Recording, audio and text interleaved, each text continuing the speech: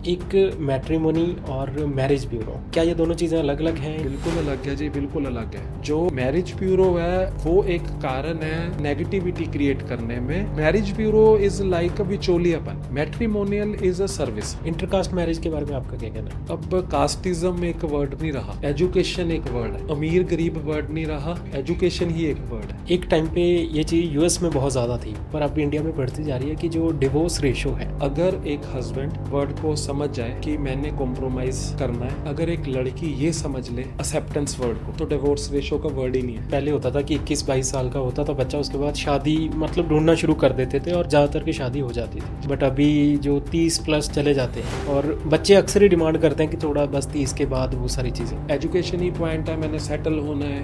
यही कारण है कि अब 30 प्लस की एज पे जाके शादी हो रही है, और इसका सबसे बड़ा रिजल्ट हमारे को तब निकलने वाला है जो हमारे से पहले की जनरेशन है उसकी एज में ग्रैंडफादर वर्ड चल रहा है। अगर यही वर्ड कहीं ना कहीं कंटिन्यू रहा कि 35 में आके शादी होती है, तो ग्रैंडफादर वर्ड बीच में से ऑप्शनल रह जाएगा। अगर यही हालात रहे, हमारा जो टोटल ओवरऑल काम है वो इस पॉइंट पे चलता है कि विश्वास, परंपरा और तकनीक से भरपूर उत्तर भारत का सबसे जबरदस्त मैट्रिमोनियल साइट आपको यही मिलेगी, जो कि स्वीट रिलेशन मैट्रिमोनी है।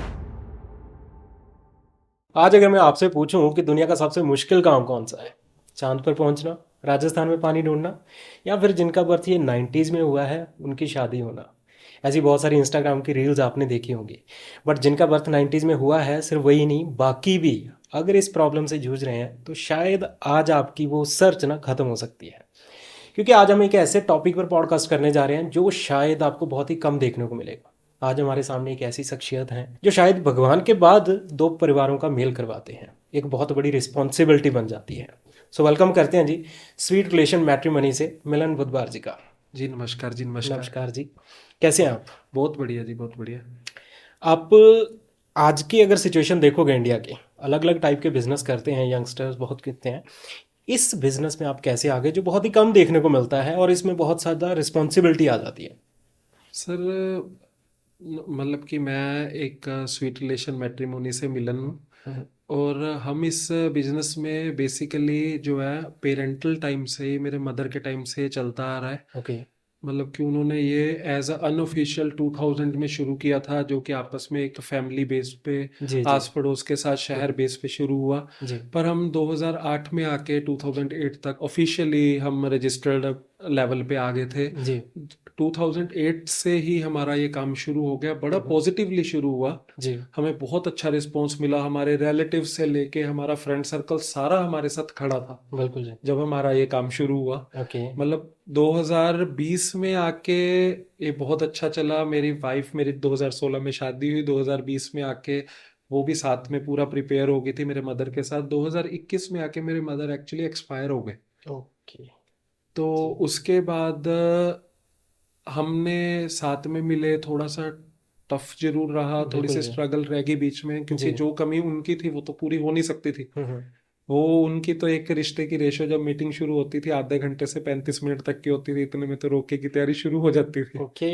जो उनकी बात करने का तरीका एक्सपीरियंस था, जी। उनका एक्सपीरियंस था, वो इस लेवल पे था। जी।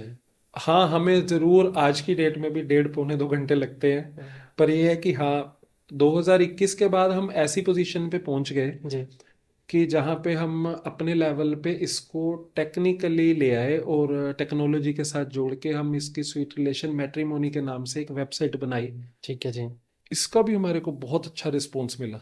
मतलब आज 4 साल में हम इसको काफी अच्छे पॉइंट पे ले आए, 2021 से लेके 25 तक। होपफुली आप काफ़ी अच्छा ग्रो कर रहे हो इस टाइम पे, बट मैं तब की बात करना चाहूँगा कि एक पेरेंटल बिजनेस, और वो भी ऐसी लाइन में जिसमें यंगस्टर्स बहुत कम जाना पसंद करते हैं। आपका इसमें फर्स्ट एक्सपीरियंस कैसा था? नहीं, बहुत अच्छा था मेरे को इस चीज़ का। मैंने बीटेक की हुई है, तो मैंने बीटेक के बाद मैंने अपने वर्क में अपने अपने बिजनेस को ही अडॉप्ट किया था। तो इसलिए मेरे लिए मेरी फैमिली पूरी बिजनेस बैकग्राउंड की फैमिली थी, मेरे लिए कोई ये नई चीज़ नहीं थी।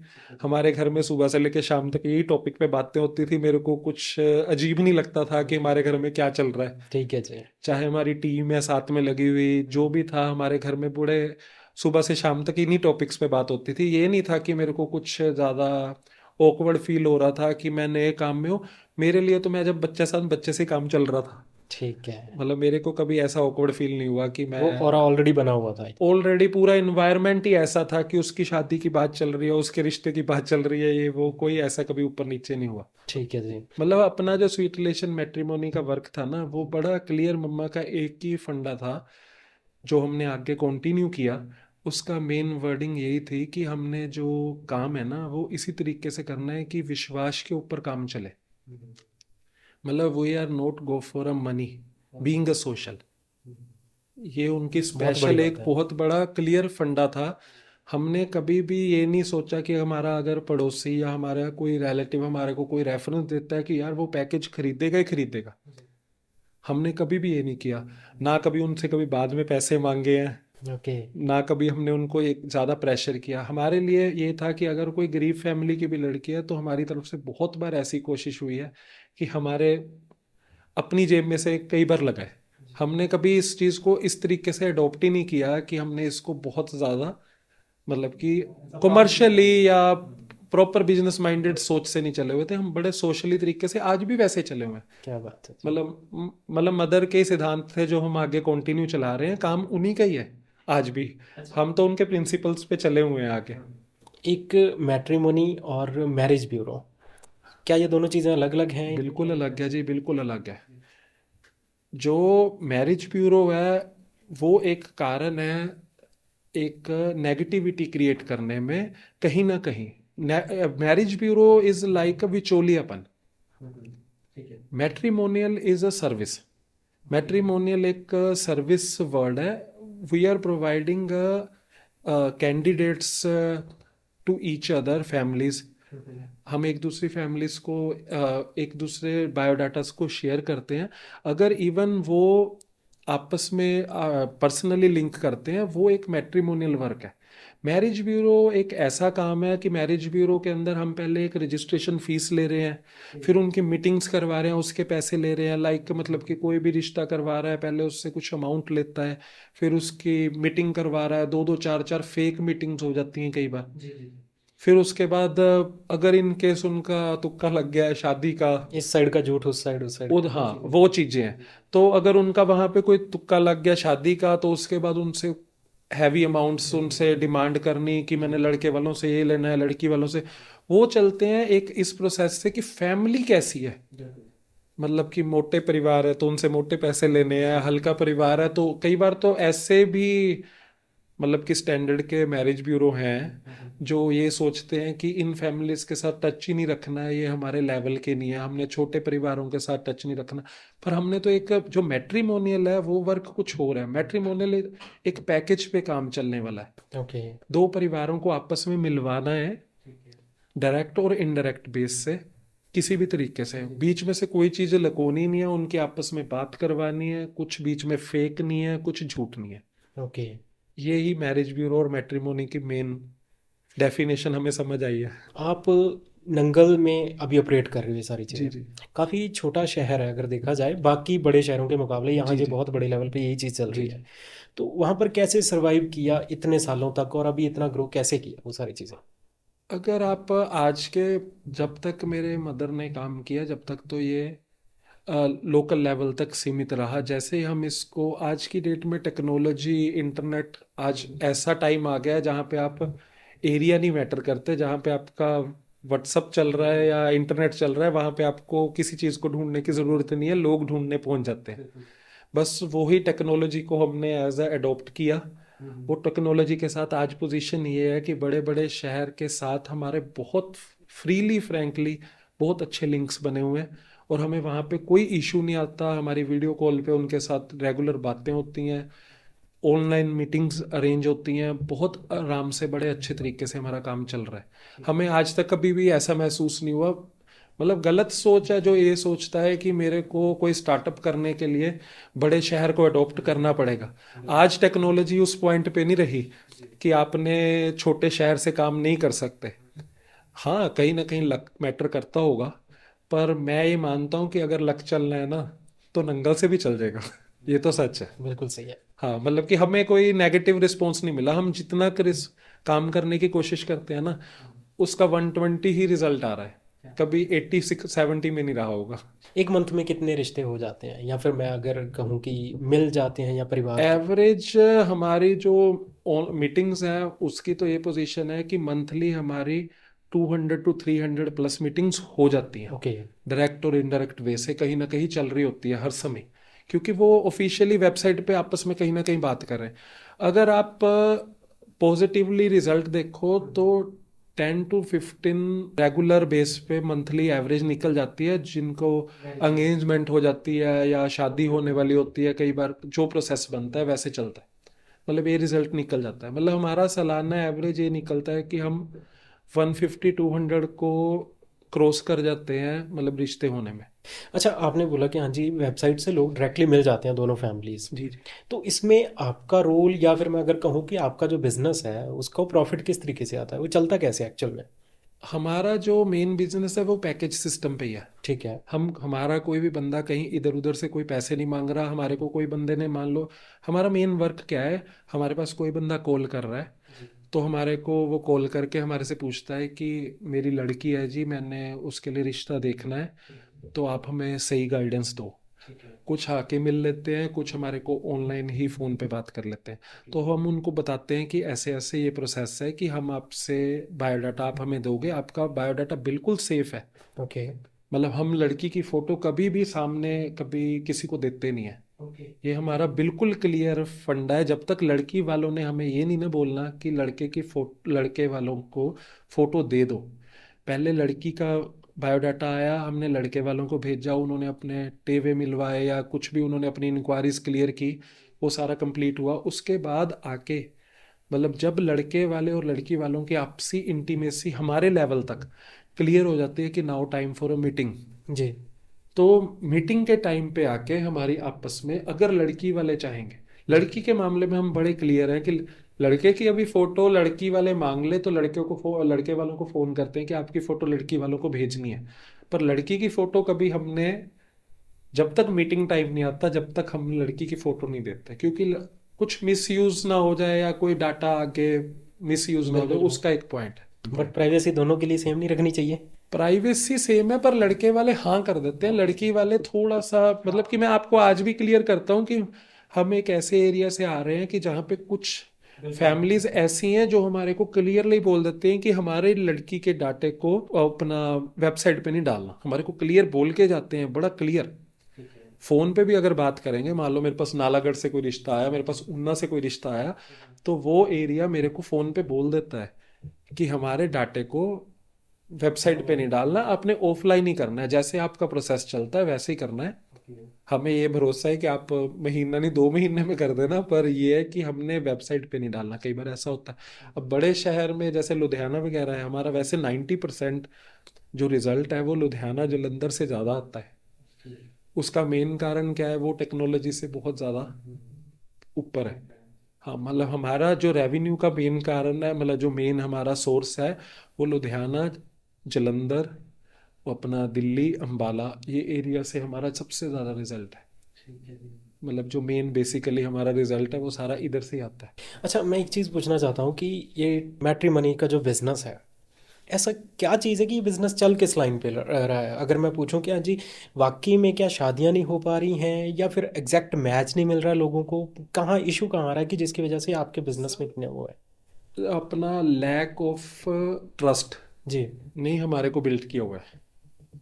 जो लैक ऑफ ट्रस्ट है ना आपस में, आज की डेट में ये पोजीशन आ गया है कि एक फैमिली मेंबर अपने रिलेटिव्स से हेल्प नहीं लेना पसंद करता, इन चीज़ों को प्राइवेसी में रखता है। बिल्कुल जी। मतलब कि मेरे पास जितने भी रिश्ते होंगे वो ये चीज़ जरूर बोलते हैं कि किसी को बताना मत, कहीं ना कहीं प्राइवेसी में बात रह जाती है बिल्कुल। कि पड़ोसी को पता ना चले आगे। आज से 20-25 साल पहले क्या टाइम होता था कि लड़का मेरा 21 साल का हो गया, अपने सारे रिश्तेदारों को क्लियर कर देना है कि भाई इसके लिए लड़की देखो, लड़की मेरी 20-21 ईयर्स की होगी, अब इसके लिए लड़का देखना शुरू करो। आगे रिलेटिव्स साथ में पूरे सपोर्ट में होते थे।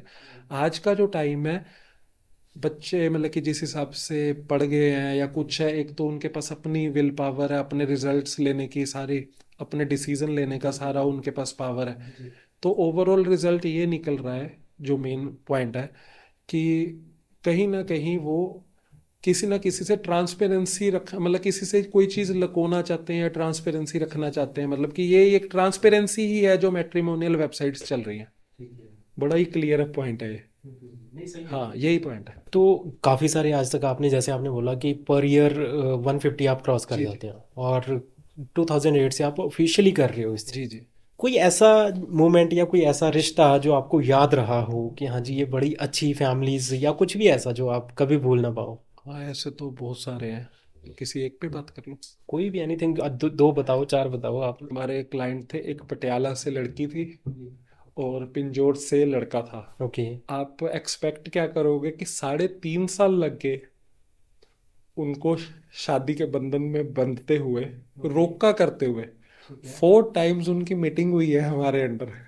और वो आपके थ्रू एक हो ही रहे थे सब फैमिली, कुछ? एक ही सब कुछ। पहले रिश्ते में बात हुई, कुछ उनको कमियां दिखी तो उन्होंने बैकआउट कर लिया, बात खत्म हो गई। 6 महीने के बाद फिर से बात शुरू होगी, दोनों के रिश्ते नहीं हुए हुए थे। फिर उनकी आपस में बात हुई तो आगे कंटिन्यू चला, फिर किसी कारण से रह गया। 3rd टाइम ये पोजीशन हुई कि हमने कहा कि आप तभी मिलने आना अगर आपको लगता है, आज आप कर देना। एनी हाउ कुछ सर्कमस्टांसेस ऐसे बने, 2.5 साल के बाद दोबारा मीटिंग हो रही थी और उन दोनों फैमिली वो बने हुए थे एक दूसरे के लिए, मतलब रब ने बना दी जोड़ी वाला काम था उनका। बस वो मिलना लेट था उनका, लिखा हुआ ना कहीं। मतलब कि वो 2.5 साल के बाद हम आपस में उनको मिला रहे हैं और उनका फिर से रोका नहीं हो रहा। अच्छा। 4th मीटिंग में 3 साल 4 महीने के बाद उनकी मीटिंग हो रही है और उस दिन उनका रोका हमारे नंगल में ही हुआ। आखिर हम हार के चंडीगढ़ नहीं गए। ओके। और वो उन मीटिंग्स में बात क्या करते थे, क्योंकि हर बार तो सेम है, पर्सन तो सेम है? हमें मतलब हम आप बस ये एक्चुअली कारण क्या था, जो लड़की के मदर थे ना, एक्चुअली लड़की का जो लड़की का मम्मी थे, वो थोड़े से डरे हुए थे कहीं ना कहीं। उनका डर ही मेन एक कारण बना। देखो, लड़की जिन्होंने लड़की देनी है ना, मदर बहुत ज्यादा, मतलब कि बिल्कुल ही शक की नजर से चलना उनका बनता है। देखो, बाद में कोई डिस्प्यूट ना क्रिएट हो जाए, कुछ ना हो जाए। ये हमारे साथ एक केस बड़ा हुआ। हम इस पे जिस दिन रिश्ता हुआ है ना, मतलब हमने आपस में, हमारी टीम ने घर ऑफिस में पार्टी की थी कि शुक्र है इनका रिश्ता हो गया। 3.5 साल लगे इस रिश्ते को। मतलब मेरे पास 2 एम्प्लॉय ऐसे थे जो उसके उस समय साथ में ही थे। वो भी 3 साल से बेचारे साथ में आंटी के साथ बातें करते थे, लड़की की मम्मी के साथ। हाँ जी, कुछ ढूंढ रहे हैं, कुछ ढूंढ रहे हैं। उन लड़की के मदर को हमने कम से कम 700+ बायोडाटा शेयर किए होंगे लड़कों के।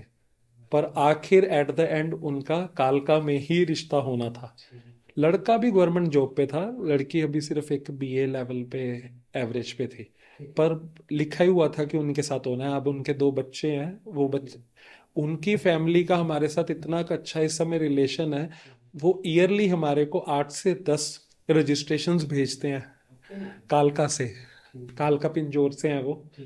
इवन पटियाला से भी हमारे को बहुत अच्छा उन्हीं का रिजल्ट आता है। वो एक तरह से हमारा फ्रेंचाइजी मॉडल ही चल रहा है, जिनके ऊपर 3.5 साल हमने लगाए हैं। क्या बात है जी, चलो। एक्चुअली आपकी मेहनत का आपको वैल्यू मिल रही है। हाँ जी, हाँ जी। अब ये तो जैसे अभी आपने बोला कि कुछ चीज़ें आपको बहुत कुछ सिखा जाती हैं। जी अब जब किसी का रिश्ता करवाते हो, डेफिनेटली आप 4 बार मिलवाओ चाहे 10 बार मिलवाओ, कुछ चीज़ें ऐसी होती हैं, किसी की इंटेंशंस क्या हैं या बाद में हालात कैसे हैं, वो शायद आप भी नहीं पढ़ पाते हो। नहीं। तो कुछ रिश्ते ऐसे भी आ जाते होंगे जो शायद सक्सेसफुली होने के बाद भी सक्सेसफुल नहीं हो पाते होंगे। हाँ, ऐसा भी केस हो जाता है। ये भी पॉइंट आता है सर। एक्चुअली पॉइंट पता क्या है आज का, अगर आपको एक सरल सी भाषा में बताऊं, बहू खरबूजा, दामाद और तरबूज, अंदर से कैसा निकलेगा इसका आप कोई गारंटी नहीं दे सकते। ये एक बड़ा क्लियर सा पॉइंट है। सामने वाले ने जो हमें लिखा के गया, वही हमारे मेन वर्ड्स हैं। कहीं ना कहीं कई बार कुछ फेक हो जाता है, उसके लिए ना हम जिम्मेवार रहते हैं। हम हर बंदे को एक बात बड़ी क्लियर कहते हैं कि इंक्वायरी आप ही की तरफ से है। हमने बिल्कुल, जो हमारा फॉर्म है वो बड़ा क्लियर है कि हम सिर्फ आपको कैंडिडेट्स प्रोवाइड, क्लाइंट्स प्रोवाइड करते हैं, हम आपके साथ बायोडाटा शेयर करते हैं। उनकी इंक्वायरी की हमारी कोई जिम्मेवारी नहीं है। इंक्वायरी आपको अपने एंड से करवानी है। देखो, मेरे को तो वो लिखवा गए हैं कि मैं 12 लाख के पैकेज पे हूँ। लेट अस सपोज एक कैंडिडेट कि जी हमारा लड़का 12 लाख के पैकेज पे है। कई बार हमारे साथ ये भी बीत जाता है कि लड़की वाले आके बोलते हैं कि लड़की वाले आके कहते हैं कि हमने इंक्वायरी करवाई है, लड़का तो सिर्फ 5 लाख के पैकेज पे है। ओके। कई बार ऐसा केस हमारे साथ कई बार हो जाता है। फिर हम लड़के वालों का जब फोन आता है तो हम उनको क्लियर करते हैं, फिर वो भी कई बार ठंडे पड़ जाते हैं कि कुछ। पता चला है। हाँ, मतलब ऐसा भी होता है, ये एक नेगेटिव पार्ट है। देखो इसीलिए हम बैठे हैं इन चीज़ों को क्लियर करने के लिए। पर हाँ, इस चीज़ की हम 100% कभी, हमें इवन एक फॉर्म पे साइन करवाते हैं कि हमारी कोई बीच में गारंटी नहीं है, आपने अपना रिश्ता अपने लेवल पे इंक्वायरी करवानी है। आप 10 दिन लगा के करवाओ, आप 15 दिन लगवा के कराओ, मतलब आप मीटिंग से पहले इंक्वायरी जरूर करवाओ। ये चीज़ जरूर बोलते हैं। आप मीटिंग के बाद इंक्वायरी शुरू करवाओ ना, वो भी एक पॉइंट नहीं है। आप मिलने भी चले गए, उसके बाद भी आपने ये सोचा। इंटरकास्ट मैरिज के बारे में आपका क्या कहना है? अब कास्टिज्म एक वर्ड नहीं रहा, बिल्कुल। एजुकेशन एक वर्ड है। अमीर गरीब वर्ड नहीं रहा, एजुकेशन ही एक वर्ड है।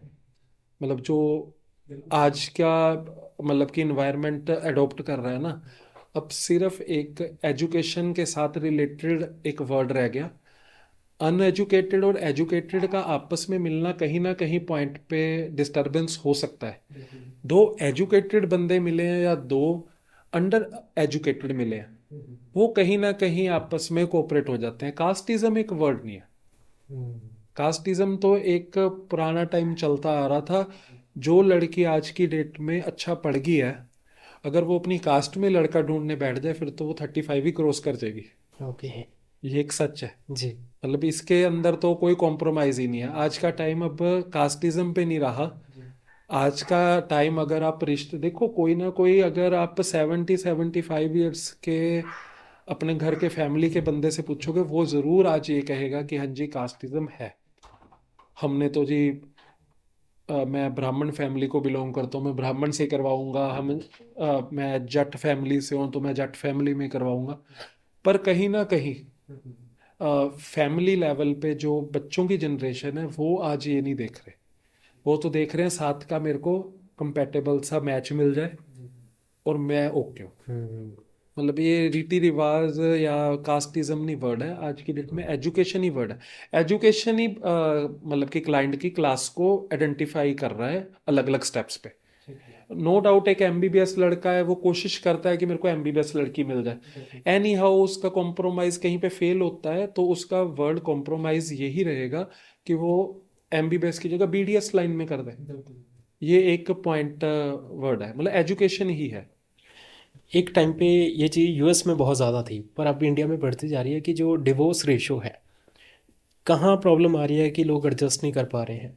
कुछ आपको जो लग रहा हो, क्योंकि आप मिलते हैं अलग अलग फैमिली से, पेशेंस या फिर करियर, इनकम, फाइनेंशियल, क्या हो सकता है? मतलब इसका अगर हम पिछले में 8 10 12 साल का 18 साल का अपना एक्सपीरियंस क्लियर करूं, तो मैंने तो 18 ईयर्स में यही चीज़ देखी है। दो ही चीज़ के ऊपर काम चलता है। अगर एक हस्बैंड वर्ड को समझ जाए कि मैंने कॉम्प्रोमाइज करना है, अगर एक लड़की ये समझ ले एक्सेप्टेंस वर्ड को, तो डिवोर्स रेशो का वर्ड ही नहीं है दोनों पॉइंट पे। हाँ, कहीं ना कहीं इसी दोनों वर्ड्स की कमी आती है। कहीं ना कहीं जहां पे भी डिवोर्स आया है ना, वहां पे लड़के का कॉम्प्रोमाइज और लड़की के एक्सेप्टेंस वर्ड की ही कमी रही है। और इसका सबसे बड़ा पॉइंट ये है जो हम देखते हैं। देखो आफ्टर मैरिज ना, इसके बाद मान लो चाइल्ड हो गया बच्चे का, एक बच्चा हो गया, दो बच्चे हो गए, तो जो सबसे बड़ा सेक्रीफाइस है ना, देखो दो फैमिलीज आपस में बट गई, उन्होंने तो अपना कॉम्प्रोमाइज कर लिया। जो सबसे ज्यादा इस सफर कर रहा है ना, वो सबसे ज्यादा सफर कर रहे हैं बच्चे, चिल्ड्रंस। उस बच्चे का फ्यूचर बिल्कुल डार्कनेस पे है। वो भगवान भरोसे में बैठा है। ना वो मतलब कि दादी वाले साइड का रहा, ना वो नानी हाउस का रहा। दोनों अपने अपने लेवल पे उस बच्चे के लिए प्यार तो दिखा रहे हैं, पर जो सबसे ज्यादा इन दोनों वर्ड्स, सिर्फ दो वर्ड्स की वजह से, एक्सेप्टेंस और कॉम्प्रोमाइज, ये दो वर्ड्स ने दो फैमिली नहीं अकेली खराब की, दोनों फैमिलीज ने तो 2 साल के बाद लाइफ इज गोइंग ऑन ये वर्ड को अडॉप्ट करके ना आगे को चल पड़ना है। फिर से हमारे पास आना है, हमारे को अपने पैकेज दे के हमारे को लिखवा देना, पर वो बच्चा कहाँ जाएगा? बच्चा तो कहीं ना कहीं कॉम्प्रोमाइज कर ही रहा है ना, बच्चा तो फंस गया, बच्चा तो हाँ ना में। मैंने अपने आस पड़ोस में ये 2-3 केस देखे हैं, हमारी आंखों के सामने ये होते 4-5 केस हमारे बीच में से निकले केस हुए हैं ऐसे। बाद में लड़के के पास रह जाता है, फिर उसके बाद एक और पॉइंट आता है सबसे बड़ा, लड़का लड़की के आपस में डिवोर्स हो गया, बच्चा हुआ, बच्चा लड़की के पास चला गया, लेट अस सपोज वो नान के आ गए अपने नानी हाउस, तो वहां पे आके लड़की की आगे शादी की तैयारी शुरू हो गई, उनकी फैमिली ने उस बच्ची को आगे करना है। पॉइंट यहां तक आ जाता है, इस लड़की को हम संभाल लेंगे, तो वो शादी बिना बच्चे से कर ले। ये बड़े एक मतलब देखो माँ से कहाँ ही से अलग कर देना बच्चे इस को। हाँ देखो कहाँ से पॉइंट शुरू हुआ और कहाँ पे पहुंच गया। वो दो एक सही डिसीजन सही टाइम पे मीटिंग पे ना डिसीजन होने की वजह से होने वाले बच्चे ने क्या क्या सह लिया, वो आज तक किसी के साथ मतलब इस चीज का गुनहगार कौन है किसी को पता ही नहीं चल पाया। जो मम्मी पापा बच्चे से प्यार कर रहे थे वो ही नहीं उनको एक्सेप्ट करने के लिए तैयार हुए। मतलब हुआ क्या है किसी को भी नहीं पता आज की डेट में। मतलब गलती किसकी है? उस बच्चे की तो कोई गलती नहीं है ना, उसने उस मतलब संसार में आकर कोई गलती थोड़ी की है। एक बार मैरिज में ये सारी चीज़ें हो जाती हैं किसी की लाइफ में, शायद इंसान का दोबारा मन नहीं करता होगा कि हाँ वो वैसे ही कंडीशन में या फिर शादी दोबारा करे।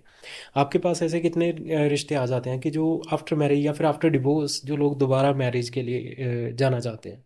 इसके बारे में अगर टॉपिक पे बात करें तो 70-80% तो फैमिलीज ऐसी होती हैं जो समझ जाती है, उनके फैमिली प्रेशर में आके कहीं ना कहीं वो दोबारा से कॉम्प्रोमाइज पॉइंट पे आके दोबारा शादी के लिए तैयारी कर लेते हैं। पर 20% परिवार ऐसा होता है, वही बात आती है फिर से दोबारा, बच्चे के दिमाग में क्या बैठ गया या साथ में बैठे सफरर के दिमाग में क्या बैठ गया। कई बार ऐसा होता है 2 बेटियां होती है, एक बेटी के साथ फैमिली के अंदर डिवोर्स केस हो चुका होता है, उसकी दूसरी लड़की की शादी होनी मुश्किल हो जाती है। ये बहुत बड़ी सच्चाई है। एक घर में फैमिली में लड़का लड़की लड़के की शादी हुई थी और लड़के का डिवोर्स हो गया, उसकी सिस्टर की शादी होनी बहुत मुश्किल हो जाती है, क्योंकि उसकी जो फैमिली बैकग्राउंड है ना कहीं फैमिली डरी हुई होती है कि हमारे साथ फिर से कोई ऐसा केस ना हो जाए। ये भी एक बहुत बड़ा कारण है। ये सारे का सारा रिजल्ट यहीं पे आके निकलता है। सही इंक्वायरी फर्स्ट मीटिंग से पहले जब तक नहीं हुई ना, जब तक कोई रिजल्ट नहीं है, पहले ही सही डिसीजन ले लेना चाहिए। इसमें जबरदस्ती जोर जबरदस्ती वाला कोई काम ही नहीं है। आपने अपने लिए जीवन साथी ढूंढना है जिसके साथ आपने 75% अपनी एज साथ में मतलब कि स्पेंड करनी है। आपने सिर्फ 20-25% एज ही अपनी स्पेंड की है जो बिना शादी से की है, अपने फैमिली बेस पे की है। आप इस डिसीजन को लेते समय ये मत सोचो कि जल्दबाजी में कर लो। लेट अस सपोज आपकी एज 32 क्रॉस भी कर रही है, जैसे आजकल बंदा सोचता है कि यार 32 के बाद अब मैं ओवर एज की रेंज में आ गया। जल्दबाजी नहीं करनी चाहिए। ये उस समय कॉम्प्रोमाइज करने वाली बात नहीं है, जब शादी हो जाएगी उसके बाद कॉम्प्रोमाइज ही कॉम्प्रोमाइज है। ओके। ये चीज। अच्छा, अभी स्टार्टिंग में हमने कहा कि पहले होता था कि 21-22 साल का होता था बच्चा, उसके बाद शादी मतलब ढूंढना शुरू कर देते थे और ज़्यादातर की शादी हो जाती थी। जी। बट अभी जो 30 प्लस चले जाते हैं, और बच्चे अक्सर ही डिमांड करते हैं कि थोड़ा बस 30 के बाद वो सारी चीज़ें। वजह क्या है इस चीज़ की? क्या फाइनेंशियली? एजुकेशन एजुकेशन ही पॉइंट है, मैंने सेटल होना है, ये एक पॉइंट है। मतलब कहीं ना कहीं एजुकेशन पॉइंट बनता है कि बच्चे की एजुकेशन ही आज की डेट में 25-27 के बाद आके कंप्लीट होती है, फिर 3-4 साल उसको अपने करियर में सेट होने के लिए लगते हैं। मतलब मेन सारे पॉइंट घूम घुमा के यही आते हैं कि एजुकेशन और करियर के कारण वो घर वाले ढूंढना शुरू कर देते हैं। घर वालों का पॉइंट यही होता है, बस ये है कि लड़का रेडी नहीं होता है, लड़की रेडी नहीं हो रही। यही कारण है कि अब 30+ की एज पे जाके शादी हो रही है, और इसका सबसे बड़ा रिजल्ट हमारे को तब निकलने वाला है। आज की डेट में हमारी आपकी जो हमारे से पहले की जनरेशन है उसकी एज में ग्रैंडफादर वर्ड चल रहा है। अगर यही वर्ड कहीं ना कहीं कंटिन्यू रहा कि 35 में आके शादी होती है, तो ग्रैंडफादर वर्ड बीच में से ऑप्शनल रह जाएगा अगर यही हालात रहे। क्योंकि 105 तो एज नहीं है ना आज की डेट में ह्यूमन बीइंग की।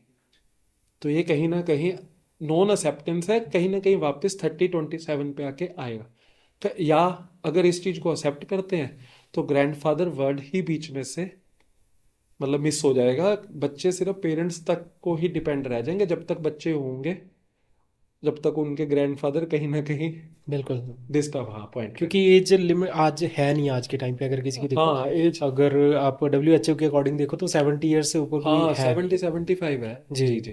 बट एक चीज़ आपने कही कि करियर एजुकेशन लोग सेटल होना चाहते हैं। पहले के टाइम्स में भी लोगों को सेटल होने में वही 40-45 साल की एज में जाके इंडिपेंडेंट होते थे, बट शादियां हो जाती थी 20-21। क्या शादी ऐसी रुकावट कैसे बन सकती है कि आप सेटल नहीं हो सकते, या फिर आज के बच्चे प्रेशर ही नहीं ले पा रहे हैं?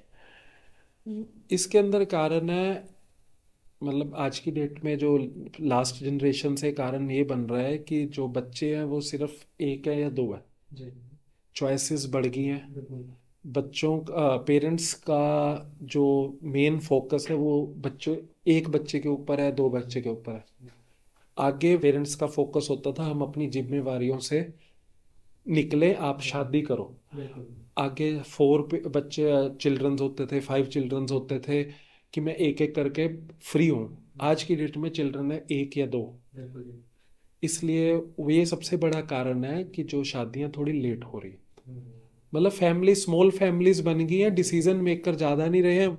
वही बात फिर से आती है कि आस पड़ोस को बताना सेफ नहीं समझते, मैट्रिमोनियल वर्क कामयाब हो रहा है। या फिर शायद हेल्प कर रहा है, कह सकते हैं मैट्रिमोनियल। मैट्रिमोनी तो पूरा हेल्प कर रहा है, मैट्रिमोनियल तो एक जीरो से लेके लास्ट तक साथ में खड़ी रहा है। ਅੱਛਾ, ਇੱਕ ਪੰਜਾਬੀ 'ਚ ਥੋੜਾ ਜਿਹਾ ਸਵਾਲ ਪੁੱਛਣਾ ਚਾਹੁੰਦਾ ਕਿ ਪੰਜਾਬੀ 'ਚ ਜਿਹੜਾ ਮੈਟਰੀਮੋਨੀਅਲ ਜਾਂ ਫਿਰ ਕਹਿ ਸਕਦੇ ਹੋ ਹੀ ਵਿਚੋਲਾਪਣ ਜਿਹੜਾ ਚੱਲਦਾ ਹੈ, ਉਹ 'ਚ ਜ਼ਿਆਦਾਤਰ ਬਸ ਇੱਕ ਸ਼ਾਂਪ ਦੇ ਲਈ ਕਰਵਾਇਆ ਜਾਂਦਾ, ਰਿਸ਼ਤਾ ਹੀ ਨਹੀਂ ਦੇਖਿਆ ਜਾਂਦਾ ਕਿ ਕਿਹੜੀ ਫੈਮਿਲੀ ਕਿੱਦਾਂ ਦੀ ਹੈ, ਬਸ ਉਹਨਾਂ ਨੇ ਆਪਣਾ ਕੰਮ ਕੱਢਣਾ ਹੁੰਦਾ ਹੈ। ਉਹਨੂੰ ਕਿਵੇਂ ਦੇਖਦੇ ਹੋ? ਸਰ ਇਹ ਇੱਕ ਬਹੁਤ ਬੜਾ ਝੂਠ ਦਾ ਘਰ ਹੈ। ਇਹਨੂੰ ਜੇ ਆਪਾਂ ਸਰਲ ਜੀ ਭਾਸ਼ਾ 'ਚ ਦੱਸੀਏ, ਇਹ ਇੱਕ ਡਿਫਰੈਂਸ ਹੈ। ਇੱਕ ਜਿਹੜੇ ਮੈਰਿਜ ਬਿਊਰੋ ਲੋਕੀ ਚਲਾਉਂਦੇ ਆ ਨਾ, ਇਹ ਮੈਰਿਜ ਬਿਊਰੋ ਦੇ ਵਿੱਚ ਇਹ ਚੀਜ਼ ਚੱਲਦੀ ਹੈ ਕਿ ਉਹ ਇੱਕ ਛਾਪ ਦੀ ਭੁੱਖ ਹੈ। ਇਹ ਚੀਜ਼ ਬਿਲਕੁਲ ਹੀ ਪੁਆਇੰਟ ਤੋਂ ਗਲਤ ਹੈ। ਇਹੀ ਕਾਰਨ ਹੈ ਜਿਨ੍ਹਾਂ ਦੀ ਵਜ੍ਹਾ ਨਾਲ ਇੱਕ ਰਿਸ਼ਤਾ ਕਾਮਯਾਬ ਨਹੀਂ ਹੋ ਪਾਉਂਦਾ ਜਾਂ ਕੋਈ ਸੈਪਰੇਸ਼ਨ ਹੁੰਦੀ ਹੈ। ਅੱਧਾ ਝੂਠ ਬੋਲਿਆ ਇੱਧਰੋਂ, ਅੱਧਾ ਝੂਠ ਬੋਲਿਆ ਉੱਧਰੋਂ, ਤੇ ਰਿਸ਼ਤੇ ਨੂੰ ਜੋੜਤਾ। ਜ਼ਬਰਦਸਤੀ ਦਾ ਕੰਮ ਨਹੀਂ ਹੈ ਇਹ। ਇੱਕ ਬਹੁਤ, ਇੱਕ ਜੀਵਨ ਸਾਥੀ ਬਣਨਾ ਹੈ, ਉਹੀ ਪੁਆਇੰਟ ਆਉਂਦਾ ਹੈ ਕਿ ਆਪਾਂ ਇੱਕ 70% ਏਜ ਉਸ ਬੰਦੇ ਨਾਲ ਅਸੀਂ ਬਿਤਾਣੀ ਹੈ ਤੇ ਉਹਨੂੰ ਲੱਭਣ ਦੇ ਵਿੱਚ ਅਸੀਂ ਜਲਦਬਾਜ਼ੀ ਕਰਦੀ ਹੈ, ਇਹ ਇੱਕ ਰਿਜ਼ਲਟ ਨਹੀਂ ਹੈ। ਬੜੇ ਆਰਾਮ ਨਾਲ ਸੋਚਣਾ ਚਾਹੀਦਾ। ਜਿਹੜਾ ਇਹ ਕੁਝ ਸ਼ਰਾਰਤੀ ਸਿਸਟਮ ਹੁੰਦਾ ਹੈ ਕਿ ਜਿਹਦੇ ਵਿੱਚ ਇਹੀ ਚੀਜ਼ ਹੈ ਕਿ ਇੱਕ ਛਾਪ ਦੇ ਚੱਕਰ ਦੇ ਵਿੱਚ ਕੁਝ ਵੀ ਝੂਠ ਬੋਲ ਕੇ, ਅੱਜ ਕੱਲ੍ਹ ਇੱਕ ਬਹੁਤ ਬੜਾ ਟ੍ਰੈਂਡ ਚੱਲਿਆ ਹੋਇਆ ਹੈ। ਬਾਹਰ ਜਾਣ ਦੀ ਲਾਲਚ ਨੇ ਇਹ ਚੀਜ਼ ਨੂੰ ਬਹੁਤ ਜ਼ਿਆਦਾ ਮੋਡੀਫਾਈ ਕੀਤਾ ਹੋਇਆ। ਕੁਝ ਫੈਮਿਲੀਜ਼ ਇੱਦਾਂ ਦੀ ਹੁੰਦੀ ਹੈ ਕਿ ਕੋਈ ਲੜਕਾ ਐਜੂਕੇਟਿਡ ਨਹੀਂ ਹੈ ਜਾਂ ਲੜਕੀ ਐਜੂਕੇਟਿਡ ਨਹੀਂ ਹੈ, ਕਿ ਜਾਂ ਓਵਰ ਐਜੂਕੇਟਿਡ ਹੈ, ਜਿਹਦੇ ਕੋਲ ਆਇਲਸ ਦਾ 7 ਬੈਂਡਸ ਹੈ। ਉਹ ਸਾਡੇ ਕੋਲ ਬਹੁਤ ਸਾਰੀ ਕਾਲਸ ਐਸੀਆਂ ਆਉਂਦੀਆਂ ਕਿ ਮੇਰੇ ਕੋਲ ਆਇਲਸ ਤਾਂ ਹੈਗੀ ਆ ਪਰ ਮੇਰੇ ਕੋਲ ਪੈਸੇ ਨਹੀਂ ਹੈ, ਤੁਸੀਂ ਕੁਛ ਐਸਾ ਦੇਖੋ। ਦੇਖੋ ਕਿਤੇ ਨਾ ਕਿਤੇ ਉਹ ਮੈਚਿੰਗ ਨਾ ਇੱਕ ਐਗਰੀਮੈਂਟ ਹੈ। ਉਹ ਇੱਕ ਮਤਲਬ ਕਿ ਜੀਵਨ ਸਾਥੀ ਨਹੀਂ ਲੱਭ ਹੋਇਆ, ਉਹ ਤੁਸੀਂ ਇੱਕ ਐਗਰੀਮੈਂਟ ਕੀਤਾ। ਹੋ ਸਕਦਾ 10 to 20% ਉਹ ਕਾਮਯਾਬ ਹੁੰਦੀਆਂ ਹੋਣ, ਪਰ ਸਾਡੀ ਰੇਸ਼ੋ ਦੇ ਵਿੱਚ ਜਿਹੜੇ ਬੰਦੇ ਵੀ ਇਸ ਤਰੀਕੇ ਨਾਲ ਜੁੜੇ ਆ, ਅਸੀਂ ਉਹਨੂੰ 80-20 ਦੀ ਰੇਸ਼ੋ ਨਾਲ ਹੀ ਗਿਣਦੇ ਹਾਂ ਕਿ 80% ਉਹ ਕਿਤੇ ਨਾ ਕਿਤੇ ਬਾਹਰ ਜਾਣ ਤੋਂ ਬਾਅਦ ਫੇਕ ਨਿਕਲ ਜਾਂਦੀ। ਫੇਕ ਹੀ ਹੈ ਉਹ ਇੱਕ ਐਗਰੀਮੈਂਟ ਹੈ। ਪਹਿਲੀ ਤਾਂ ਗੱਲ ਹੈ ਫੈਮਿਲੀ ਦਾ ਬੈਕਗਰਾਊਂਡ ਜੁੜਿਆ ਹੀ ਨਹੀਂ ਕਿਤੇ ਨਾ ਕਿਤੇ। ਤੁਸੀਂ ਇੱਕ ਐਜੂਕੇਟਿਡ ਬੱਚਾ ਤੇ ਇੱਕ ਅਨਐਜੂਕੇਟਿਡ ਉਹੀ ਗ੍ਰੇਡ ਆਗੇ ਦਿਓ ਕਿ ਕਾਸਟਿਜ਼ਮ ਵਾਲਾ ਪੁਆਇੰਟ ਨਹੀਂ ਹੈ। ਮਤਲਬ ਇਹ ਇੱਕ ਮੈਂ ਪੁਆਇੰਟ ਗਿਣਦਾ ਕਿ ਇਹ ਸਭ ਤੋਂ ਬੜਾ ਕਾਰਨ ਹੈ, ਇਹ ਵੀਕ ਹੈ। ਸਵੀਟ ਰਿਲੇਸ਼ਨ ਮੈਟਰੀਮਨੀ ਜੋ ਹੈ ਉਹਦਾ ਸਕਸੈਸ ਰੇਟ ਕੀ ਹੈ? ਸਵੀਟ ਰਿਲੇਸ਼ਨ ਮੈਟਰੀਮੋਨੀ ਦਾ ਆਪਾਂ ਜੇ ਸਕਸੈਸ ਰੇਟ ਦੇਖੀਏ ਤਾਂ 98% ਤੋਂ ਲੈ ਕੇ 99 ਦੇ ਵਿੱਚ ਹੋਏਗਾ। ਮੈਂ ਤੁਹਾਨੂੰ ਜੇ ਪੂਰੇ ਆਪਣੇ 18 ਸਾਲ ਦੇ ਟਾਈਮ ਦੀ ਗੱਲ ਦੱਸਾਂ, ਸਾਡੇ 6 ਦੇ ਕਰੀਬ ਰਿਸ਼ਤੇ ਹੈ ਜਿਹੜੇ ਸੈਪਰੇਸ਼ਨ ਤੇ ਗਏ ਹੈ। ਓਕੇ।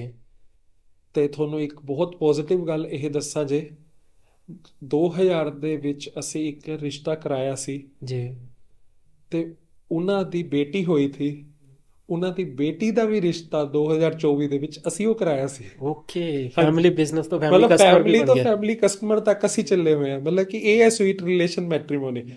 ਮਤਲਬ ਕਿ ਆਪਣਾ ਮੇਨ ਮਕਸਦ ਇਹ ਨਹੀਂ ਹੈ ਕਿ ਅਸੀਂ ਪੈਸੇ ਵੱਲੋਂ ਜਾ ਰਹੇ, ਆਪਣਾ ਮੇਨ ਮਕਸਦ ਇਹੀ ਹੈ ਕਿ ਟਰਸਟ ਬਿਲਟ ਹੋਣਾ ਚਾਹੀਦਾ। ਮਤਲਬ ਅਸੀਂ ਇਹ ਗਿਣਦੇ ਹਾਂ ਕਿ ਅੱਜ ਇੰਡੀਆ ਦੇ ਵਿੱਚ ਅਸੀਂ ਇੱਕ ਫੁੱਲ ਔਨ ਬ੍ਰਾਂਡ ਨਹੀਂ ਵੀ ਹੋ ਸਕਦੇ, ਪਰ ਅਸੀਂ ਆਪਣੇ ਏਰੀਆ ਦੇ ਵਿੱਚ ਲੋਕਾਂ ਦੇ ਪ੍ਰਤੀ ਬੜਾ ਕਲੀਅਰ ਹੈ ਕਿ ਅਸੀਂ ਇੱਕ ਬਹੁਤ ਅੱਛੇ ਬ੍ਰਾਂਡ ਨਾਲੇ ਟਰਸਟ ਦੇ ਨਾਲ ਬਹੁਤ ਵਧੀਆ ਚੀਜ਼ ਹੈ। ਨਾਲੇ ਮੈਟਰੀਮੋਨੀ ਦਾ ਦੂਸਰਾ ਵਰਕ ਹੀ ਇਹੀ ਹੈ ਕਿ ਜਿਹੜਾ ਕੰਮ ਵਿਸ਼ਵਾਸ ਨਾਲ ਚੱਲੇ ਤੇ ਟਰਸਟ ਤੇ ਝੂਠ ਨਾ ਹੋਵੇ, ਦੋ ਹੀ ਚੀਜ਼ਾਂ ਦਾ ਇਹ ਮੇਨ ऑप्शन है। काफ़ी सालों से आप मैट्रिमोनियल का बिजनेस चला रहे हो, ठीक है। आज अगर मैं पूछूं आप अपने बिजनेस को, अपनी वेबसाइट को एक स्लोगन देना चाहो तो क्या होगा? अगर एक लाइन में समझाने की कोशिश करूं तो एक बड़ी सरल सी बात है, सही जीवन साथी की शुरुआत यहीं से होती है। ठीक है जी। यही एक वर्ड है जो स्वीट रिलेशन मैट्रिमोनी के लिए सभी व्यूअर्स के लिए बड़े पॉजिटिव रहेंगे। और भी बहुत सारे मैरिज ब्यूरोज चल रहे हैं जिनसे आपने डिफरेंशिएट कर दिया, मैट्रिमोनियल साइट्स भी चल रही हैं। इस कंपटीशन में आप अपने आप को कहाँ देखते हो? अपने आप को बड़े पॉजिटिव वे से देखें तो हम काम कर रहे हैं सिर्फ ट्रस्ट पे जी। और पूरे हम ऐसा नहीं चल रहे कि अकेले बच्चों को लेके चल रहे हैं, हम फैमिली बैकग्राउंड को भी साथ में लेके चल रहे हैं। कहीं ना कहीं उनके मदर फादर हमारे कांटेक्ट में है। हम बिल्कुल उस तरीके से नहीं चले हुए कि वेबसाइट फेसबुक पे व्हाट्सएप पे इंस्टाग्राम स्टाइल चले, थोड़ी देर के लिए चले और रुक के। हमारी सरल सी भाषा बड़ी क्लियर है। हमारा ज़्यादा काम वैसे नॉर्थ इंडिया में है। इसके लिए अगर हम एक आपको पॉइंट कहें तो ये हो सकता है कि हमारा जो टोटल ओवरऑल काम है वो इस पॉइंट पे चलता है कि विश्वास, परंपरा और तकनीक से भरपूर उत्तर भारत का सबसे ज़बरदस्त मैट्रिमोनियल साइट आपको यही मिलेगी, जो कि स्वीट रिलेशन मैट्रिमोनी है। क्या बात है जी। ਜੀ ਬਹੁਤ ਸਾਰੇ ਵਿਊਵਰਸ ਤੁਹਾਨੂੰ ਦੇਖ ਰਹੇ ਹੋਣਗੇ ਇਸ ਟਾਈਮ ਤੇ ਬਹੁਤਿਆਂ ਦੀ ਕਹਿ ਸਕਦੇ ਵੀ ਇੱਕ ਜ਼ਰੂਰਤ ਵੀ ਹੈ। ਤੁਹਾਨੂੰ ਕਿੱਥੇ ਮਿਲ ਸਕਦੇ, ਕਿੱਦਾਂ ਕੰਟੈਕਟ ਕਰ ਸਕਦੇ ਆ? ਸਰ ਆਪਾਂ ਬੇਸਿਕਲੀ ਆਪਣਾ ਮੇਨ ਆਫਿਸ ਨੰਗਲ ਹੀ ਹੈ ਠੀਕ ਹੈ ਜੀ।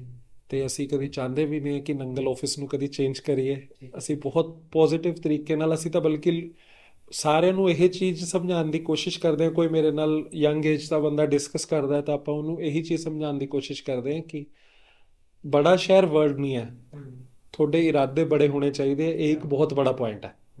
ਤੁਸੀਂ ਡੈਫੀਨੇਟਲੀ ਉਸ ਜਗ੍ਹਾ ਤੇ ਪੁੱਜੋਗੇ ਕਿ ਬਾਹਰ ਵਾਲੀ ਦੁਨੀਆ ਤੁਹਾਡੇ ਕੋਲ ਨਾ ਪੁੱਜ ਜਾਵੇ। ਇਹ ਚੀਜ਼ ਹੁੰਦੀ ਹੈ।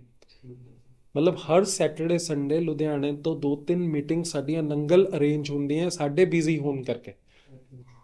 ਮਤਲਬ ਲੁਧਿਆਣੇ ਤੋਂ ਫੈਮਿਲੀ ਜਾਂ ਜਲੰਧਰ ਦੀ ਫੈਮਿਲੀ ਦੋਨੋਂ ਨੰਗਲ ਪੁੱਜਦੀਆਂ ਹੈ ਕਿ ਸਿਰਫ ਇੱਕ ਮੀਟਿੰਗ ਕਰਨ ਨੂੰ ਨਹੀਂ, ਤੁਹਾਡਾ ਵਿੱਚ ਬੈਠਣਾ ਜ਼ਰੂਰੀ ਹੈ। ਅਸੀਂ ਨਹੀਂ ਕਦੀ ਲੁਧਿਆਣਾ ਜਾਂ ਜਲੰਧਰ ਗਏ ਉਹਨਾਂ ਦੀ ਮੀਟਿੰਗ ਅਟੈਂਡ ਕਰਨ। ਤਾਂ ਇਸ ਕਰਕੇ ਅਸੀਂ ਗਿਣਦੇ ਹਾਂ ਕਿ ਵੇਵ ਆਫ ਕਿਸੇ ਵੀ ਪਾਸੇ ਨੂੰ ਚੇਂਜ ਹੋ ਸਕਦੀ ਹੈ। ਜਿੱਦਾਂ ਕਿ ਅਸੀਂ ਇੱਕ ਟਾਈਮ ਤੇ ਸੁਣਦੇ ਆਏ ਕਿ ਮਹਾਰਾਜਾ ਰਣਜੀਤ ਸਿੰਘ ਨੇ ਅਫਗਾਨਿਸਤਾਨ ਵੱਲ ਨੂੰ ਟਿਲਟ ਕਰਤਾ ਸੀ, ਜਿਹੜੀ ਦੁਨੀਆ ਸਾਰੀ ਦਿੱਲੀ ਵੱਲ ਨੂੰ ਆਉਂਦੀ ਸੀ। ਇਹ ਪੁਆਇੰਟ ਹੈ ਕਿ ਇੱਕ ਛੋਟੇ ਏਰੀਏ ਵੱਲ ਨੂੰ ਸ਼ਿਫਟ ਹੋਣਾ ਕੋਈ ਬੜਾ ਪੁਆਇੰਟ ਨਹੀਂ ਹੈ। ਤੁਸੀਂ ਅੱਜ ਦੀ ਟੈਕਨੋਲੋਜੀ ਨੂੰ ਜੇ ਅਡੋਪਟ ਕਰਦੇ ਆ ਨਾ, ਹਾਂ ਜੇ ਆਪਾਂ ਗੱਲ ਕਰੀਏ ਐਡਰੈਸ ਦੀ ਤਾਂ ਆਪਾਂ ਨੰਗਲ ਆਪਣਾ ਐਡਰੈਸ ਹੈ ਸਵੀਟ ਰਿਲੇਸ਼ਨ ਮੈਟਰੀਮੋਨੀ ਦਾ, ਤੇ ਨੰਗਲ ਆਪਣਾ 98 ਰੇਲਵੇ ਰੋਡ ਨੰਗਲ ਆਫਿਸ ਹੈ। ਅਸੀਂ ਉੱਥੇ ਸਾਰਿਆਂ ਨੂੰ ਮਿਲਦੇ ਹਾਂ। ਆਨਲਾਈਨ ਕੰਸਲਟੈਂਸੀ ਵੀ ਪ੍ਰੋਪਰ ਹੈ। ਠੀਕ ਹੈ ਜੀ। ਮਤਲਬ ਹਾਂ ਆਨਲਾਈਨ ਕੰਸਲਟੈਂਸੀ ਹੁੰਦੀ ਔਨ ਅਪਾਇੰਟਮੈਂਟ ਬੇਸ ਤੇ ਹੀ ਹੈ। ਟਾਈਮਿੰਗ ਦਿੱਤੀ ਜਾਂਦੀ ਹੈ, ਉਸੇ ਟਾਈਮ ਤੇ ਹੀ ਹੋ ਸਕਦੀ ਹੈ ਕਿਉਂਕਿ ਥੋੜਾ ਜਿਹਾ ਬਿਜ਼ੀ ਸ਼ਡਿਊਲ ਰਹਿੰਦਾ ਹੈ। ਮਤਲਬ ਇਹੀ ਪੁਆਇੰਟ ਹੈ। ਬਾਕੀ ਹੋ ਜਾਂਦਾ ਹੈ ਕਈ ਵਾਰ ਕਿ ਮੰਡੇ ਵਾਲੀ ਅਪਾਇੰਟਮੈਂਟ ਵੈਨਸਡੇ ਮਿਲ ਜਾਵੇ ਜਾਂ ਥਰਸਡੇ ਮਿਲ ਜਾਵੇ, ਇਹ ਚੀਜ਼ ਚੱਲਦੀ ਹੈ। ਠੀਕ ਹੈ ਜੀ। ਖੈਰ ਬਹੁਤ ਸਾਰੇ ਵਿਊਵਰਸ ਹੋਣਗੇ ਜਿਨ੍ਹਾਂ ਨੂੰ ਇਸ ਚੀਜ਼ ਦੀ ਜ਼ਰੂਰਤ ਹੋਏਗੀ, ਨਾਟ ਜਸਟ ਕਿ ਹਾਂਜੀ ਉਹਨਾਂ ਦੀ ਏਜ ਹੋ ਚੁੱਕੀ ਹੈ। ਸਮਟਾਈਮਸ ਇੱਦਾਂ ਵੀ ਹੁੰਦਾ ਹੈ ਕਿ ਕਿਸੇ ਦੀ ਚੋਇਸ ਕੁਝ ਯੂਨੀਕ ਜਾਂ ਫਿਰ ਆਪਣਾ ਕਹਿ ਸਕਦੇ ਹਾਂ ਨਾ ਵੀ ਜੋ ਮੈਚ ਨਹੀਂ ਮਿਲ ਰਿਹਾ ਹੁੰਦਾ, ਤਾਂ ਚਾਹੇ ਏਜ ਛੋਟੀ ਵੀ ਹੋਵੇ ਤਾਂ ਉਹਨਾਂ ਲਈ ਤੁਸੀਂ ਬਹੁਤ ਹੈਲਪਫੁਲ ਹੋ ਸਕਦੇ ਹੋ ਤੇ ਹੋਪਫੁਲੀ ਉਹ ਤੁਹਾਡੇ ਤੱਕ ਪਹੁੰਚਣਗੇ। ਬਹੁਤ ਸ਼ੁਕਰੀਆ ਤੁਸੀਂ ਸਾਡੇ ਪੋਡਕਾਸਟ 'ਚ ਆਏ। ਨਮਸਕਾਰ। ਠੀਕ ਹੈ ਜੀ, ਥੈਂਕ ਯੂ।